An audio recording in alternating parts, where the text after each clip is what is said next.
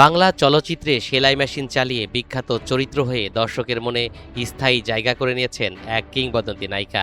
অসহায় সংগ্রামী নারী, মা কিংবা স্বামী পরিত্যক্তা স্ত্রীর চরিত্রে তিনি এতটাই বাস্তব ও হৃদয়ছোঁয়া অভিনয় করেছেন যে বাংলা চলচ্চিত্রে এমন চরিত্র আর দ্বিতীয়টা হবে না।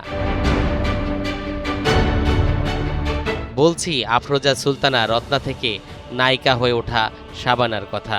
মাত্র ৯ বছর বয়সে পড়াশোনার ইতি টানলেও শিশুশিল্পী হিসেবে চলচ্চিত্রে যাত্রা শুরু করে তিনি অল্প সময়ের মধ্যে নায়িকা হিসেবে খ্যাতি অর্জন করেন। প্রায় ৪ দশকের ক্যারিয়ারে তিনি ২৯৯টি সিনেমায় অভিনয় করেছেন, ১১ বার পেয়েছেন জাতীয় চলচ্চিত্র পুরস্কার।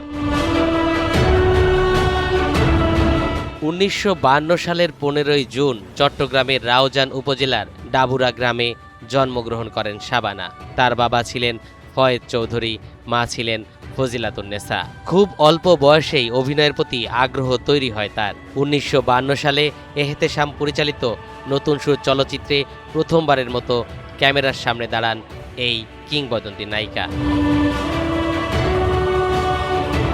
শিশুশিল্পী হিসেবে যাত্রা শুরুর মাত্র ৫ বছরের মাথায় নায়িকা হিসেবে আত্মপ্রকাশ করেন। ১৯৬৭ সালে এহতেশাম পরিচালিত চকরি চলচ্চিত্রে পাকিস্তানি অভিনেতা নাদিমের বিপরীতে অভিনয় করে আলোচনায় আসেন।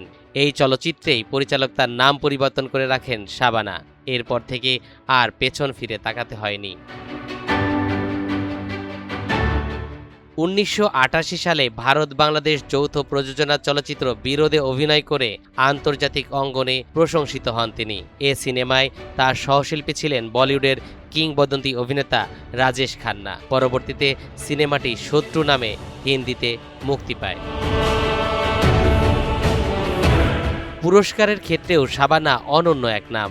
১৯৮০ সালে সখী তুমিকার চলচ্চিত্রে অভিনয়ের জন্য প্রথমবার জাতীয় চলচ্চিত্র পুরস্কারে সেরা অভিনেত্রীর সম্মাননা লাভ করেন। এরপর ক্যারিয়ারে ১১ বার সেরা চলচ্চিত্র অভিনেত্রী হিসেবে পুরস্কার অর্জন করেছেন, যা এখনও বাংলাদেশের কোনো অভিনেত্রীর জন্য সর্বোচ্চ রেকর্ড।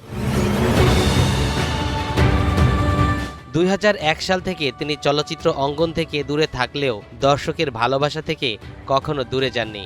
আজ এই অভিনেত্রীর জন্মদিন। ৭৫ বছরেও বাংলা চলচ্চিত্রের ইতিহাসে শাবানা এক উজ্জ্বল অধ্যায়। অভিনয়, ব্যক্তিত্ব, সংগ্রাম আর সাফল্যের গল্পে তিনি শুধু একজন চলচ্চিত্র অভিনেত্রী নন, তিনি একটি যুগের নাম। এই গুণী অভিনেত্রীর জন্মদিনে রইল এনটিভি অনলাইনের পক্ষ থেকে অনেক অনেক শুভেচ্ছা, অভিনন্দন। তরিকুল ইসলাম, এনটিভি অনলাইন।